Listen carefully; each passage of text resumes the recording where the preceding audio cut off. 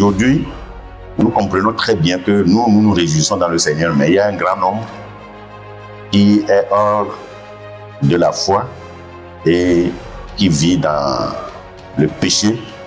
Et nous devons quand même, dans ces moments de prière, nous intéresser à cette couche de population. Vous savez très bien que la prière, selon que le Christ même l'a recommandé, nous devons prier. Et les Écritures nous enseignent de prier sans cesse. La prière pour les chrétiens, c'est une question de vie ou de mort. C'est comme une vie qui n'a pas d'oxygène. Quand l'oxygène manque dans nos poumons, eh bien, ça veut dire que nous serons asphyxiés et nous allons mourir. Il en est de même de la prière pour le chrétien. Un chrétien qui ne prie pas, il va mourir spirituellement.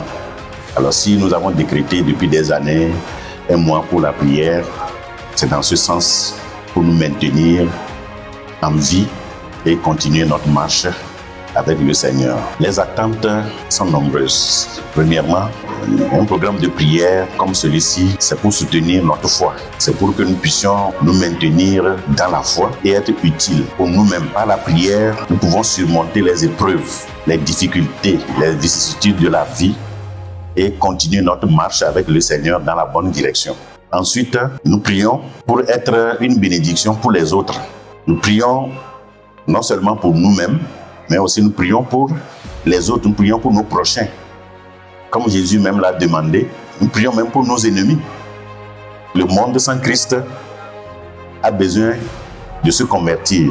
Alors, dans ces rencontres de prière, nous prions également pour nos parents, pour nos frères, pour nos sœurs. Nous prions pour notre pays, le Togo. Nous prions pour ceux qui sont dans des difficultés, dans les moments difficiles, ceux qui sont éprouvés d'une manière ou d'une autre.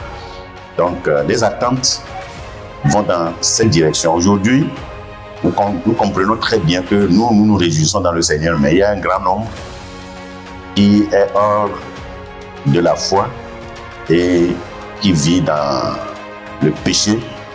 Et nous devons quand même, dans ces moments de prière, nous intéresser à cette couche de population. J'invite le peuple de Dieu ici à Djidjolé, mais aussi tous ceux qui sont au loin à se joindre à nous pour ce programme de prière compte tenu des objectifs que nous poursuivons, comme dit déjà plus haut.